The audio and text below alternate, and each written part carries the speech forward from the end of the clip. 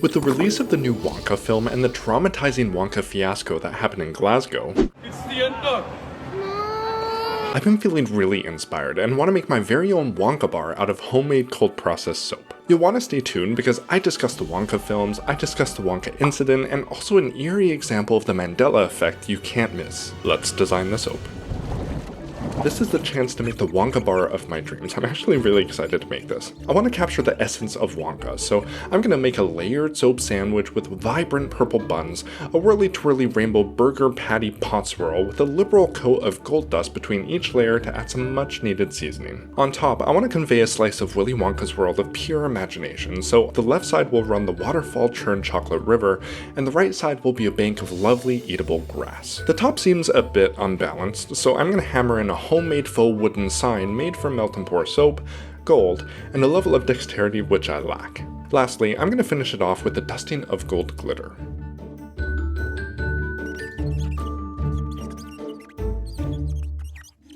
Onto the soap embeds. All of my soap embeds start with a good chunk of clear, no-sweat melt and pour soap base. I'm going to chippity-choppity and then throw those soap chunks into the microwave to meltify. Since my signs are made of chocolate meant to resemble wood, I'm going to aim for 70% lint bar realness. I'm going to measure an 1/8 teaspoon each of brown oxide and black onyx mica and use my swirly twirly to disperse.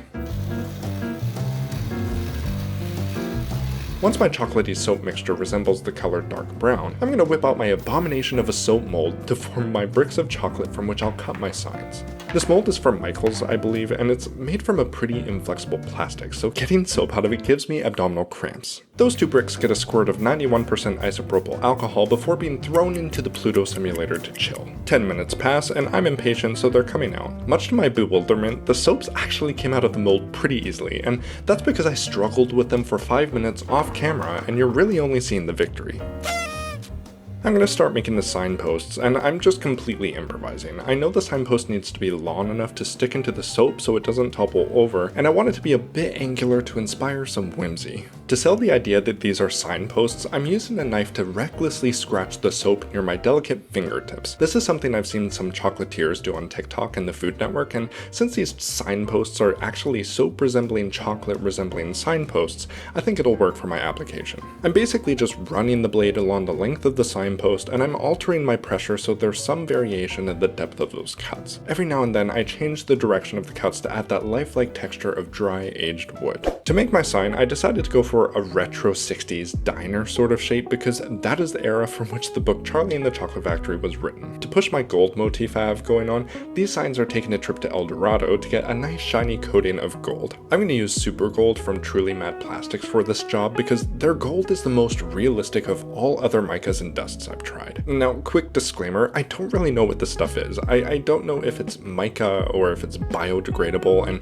I asked the manufacturers and all they say is it's non-toxic. What I do know is that bakers often use it to decorate their cakes and cookies, and since cakes and cookies eventually end up in the toilet, I'm going in with the assumption that this dust is biodegradable to some extent, or at the very least minimally damaging. I'm hoping that's the case because this stuff looks exactly like liquid gold as a paint. Like, I mean, look at that sheen. It's so beautiful.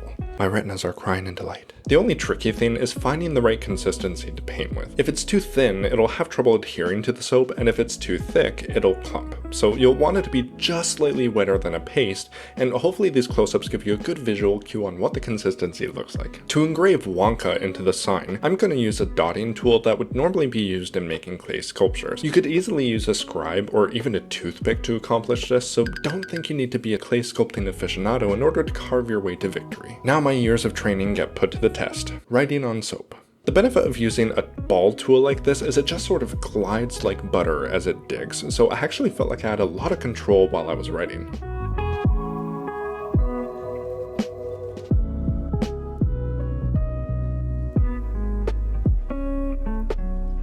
Here's my first sign, and beautiful. To nail my signs to the signposts, I've remelted some of those melt and pour scraps that I'm going to use as a glue to bind the two together. I've never done this before, so I have no idea how strongly it'll hold. Is that just a clever bit of foreshadowing?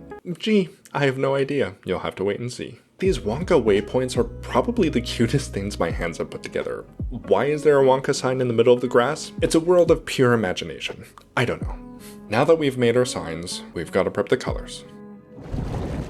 I'm going to use 1 teaspoon of Neon House Party Purple powder and half a teaspoon Brilliant Blue to get that gorgeous Wonka purple waistcoat hue that I wish I had the confidence to wear to social functions. Into my next 3 colors will go 1/8 teaspoon titanium dioxide just to lighten them up a bit, and those colors will be Neon Magical Magenta, Neon Yellow Electric Slide, and Neon Blue Disco Pants. I'll add a 1/4 teaspoon to each of the containers. I'm also going to prep 1/8 teaspoon brown oxide for my chocolate river, as well as half a teaspoon margarita and a 1/4 teaspoon jungle green to make my verdant edible grass. All of these colors are provided by Voyager Soap and Candle, which is the place where I get most of my supplies from. Now I'm going to superfly my powders with just a spoonful of my oil blend and blend with my swirly twirly until I get bored.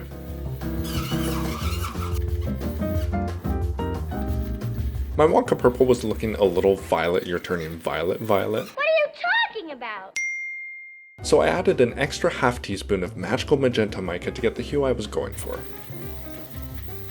On to the mad science. I'm pouring my Skin Edie liquid into my Skin Slimy liquid and blendifying with my swirly twirly until it becomes malicious milk. About a minute. I guess now's a great time to bring up the whole Wonka scam that happened in Glasgow a couple weeks ago. If you're not caught up, basically a guy used AI-generated images of the magical world of Wonka to lure people, in particular children, to an abandoned warehouse where some sort of unlicensed Wonka event was to take place. Now, after parents coughed up £35 or $60 Canadian per ticket, they were greeted with a concrete wasteland that had about as many props as a Who's Line segment. Next time, get a smaller bottle of wine. Kids would be led by Willy McDuff into the hallway of blankets where they would meet the evil silver-faced entity named the Unknown. After being traumatized, the young impressionable children get led into Loompa Land where they meet Queen Loompa, receive a single jelly bean and a 1/4 cup contaminated fresco, and then get rushed into the room of tables so parents could sit down and think about what the hell just happened. Now obviously, there's only one trajectory this whole event was on. It was a black hole where all arrows of time just led towards fury. Parents demanded refunds, police were called, children were crying. I mean, could you imagine being a 7-year-old dressed as an Oompa Loompa? You're so excited to go to Willy Wonka's chocolate factory, and your childhood that you just started is now crumbling down. The event was promptly cancelled, and since then has attained infamy. The story is honestly just so ridiculous and bizarre to me. I mean, AI was the tool used to make the promo pics, to write the actors' scripts, and to destroy any likelihood that those children would become normal functioning adults. It's a perfect encapsulation of expectation versus reality, and it's also a reminder that with AI quickly becoming more and more accessible and educated, we'll have to learn to scrutinize what we see and hear with a fine-tooth comb more than we ever had before. So just be careful out there and don't believe everything on the internet. I'm going to separate 196 grams of unfragranced batter to deal with later, and then perfume the rest of my batter with 25 grams of Froot Loops type. Now, I have a lot of things to say. First, I'm probably offending 4 generations of children with this fragrance choice. Willy Wonka soap should be chocolate scented, or at the very least, sweet. Here's me, here's opportunities. But here's the thing, I wanted to prioritize appearance for this soap, and all my chocolate and sweet fragrances discolor. I'm happy to rewrite history. Second, speaking of rewriting history, can we talk a little bit about the Mandela effect with Froot Loops? Because, okay, I always remember it being spelled fruit, like F-R-O-O-T, with the O's being Froot Loops.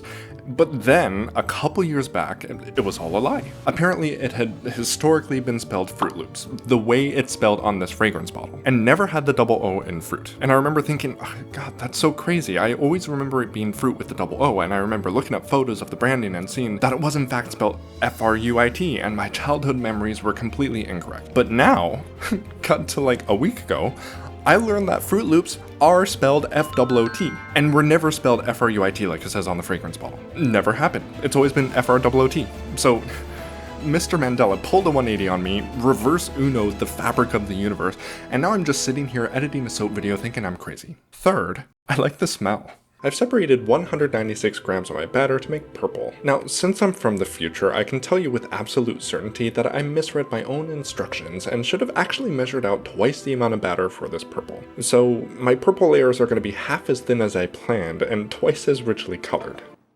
Oops. I've put my mold on the scale so I can precisely measure when half of my purple is poured, because I want these layers to be even Steven. I've got to season those purple buns, so I'm dusting some gold shimmer mica onto it with a tea strainer. There's no method to my madness, I just tap until I can't see any more purple. Now for my neons, I'm dividing 65 grams of cursed custard into each of those containers and briefly blending with my swirly twirly to get the colors nice and uniform. Now I'm going to throw those colors together into the same container and gently layer on top of my soap.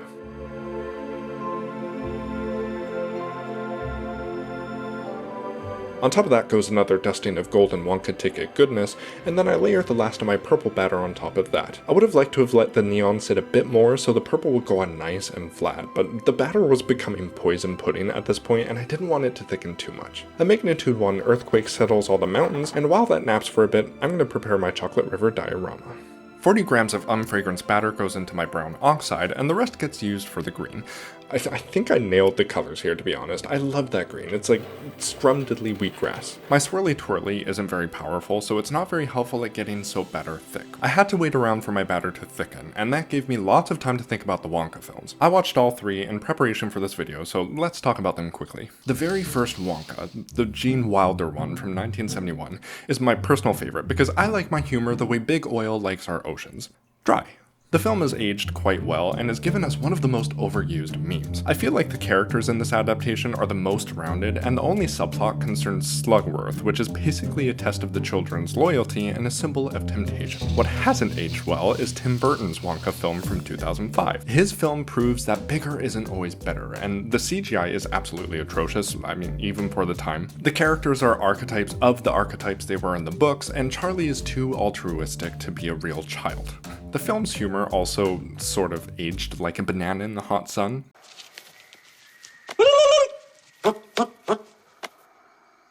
Now, Wonka, the 2023 edition, didn't do enough for me, to be honest. What I appreciate is it doesn't take itself too seriously, and it kind of has that meta, self-referential sort of quirkiness that Moulin Rouge has. I think it tackled some socially relevant capitalistic themes with the monopoly of evil chocolatiers that want to stamp out Wonka. But like the Tim Burton adaptation, it was heavily reliant on bad CGI, and the plot was simultaneously predictable, but I had no idea what was going on. Like, why was Mr. Bean being chased by a giraffe in the cathedral? I mean, I know why. I followed the plot, but like, why? You know what I mean? Like, there were just too many plot errors and inconsistencies for me to enjoy it very much, and the film alone deserves 1 star for the uncanny valley atrocity that is the CGI Hugh Grant Oompa Loompa. I'm not exaggerating, I felt very uncomfortable watching his scenes. The Oompa Loompas are disgusting. Those are all my opinions. You all have opinions of your own. You've all probably seen one of those 3 Wonka movies, so comment below which one is your favorite and why. Whether or not you agree with me, what's your favorite scene? Who's your least favorite child? Go nuts, I want to know.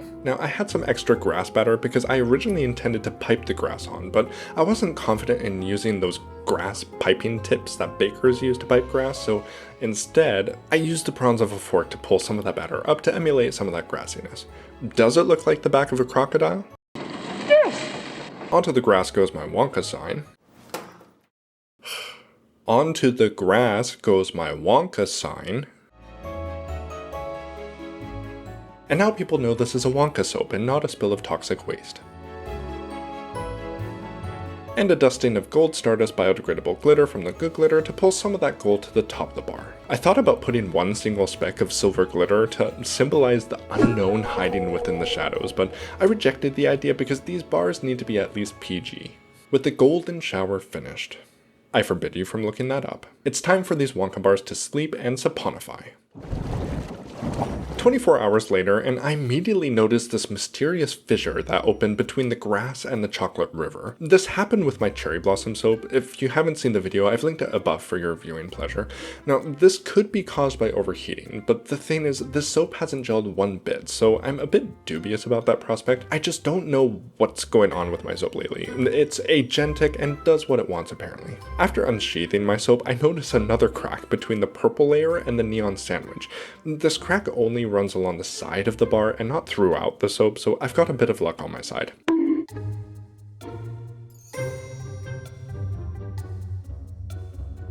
Not too bad. This is pretty close to how I imagined.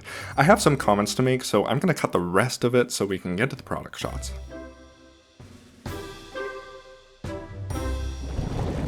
Now, I'm going to give myself a compliment sandwich here. I love the colors and I love the sign. I think they turned out perfectly.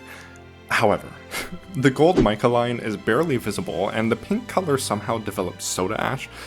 Don't know how that happened. The grass also discolored weirdly in some spots, and the gold signs became tarnished and lost some of their luster. Now, ignoring all of that, I think I have a bar to be proud of, to be honest. It's a Wonka bar that smells like Froot Loops, what can I say? I call this soap the Wonka bar because I'll finally have a Wonka bar of my own. Did it turn out perfectly? No, but neither did the fates of those 4 other children. And listen, I know it sounds like I really hate my soaps when I critique them, but I really don't. I just want to be as fair and objective as possible when reviewing how they look. I really do like my soaps, so don't worry. This bar is simply raw, unfiltered brain candy, and I had so much fun designing it. It's the never-lasting gobstopper of my collection. That was a soap journey with the soap universe. Thank you for watching. Bubble bye.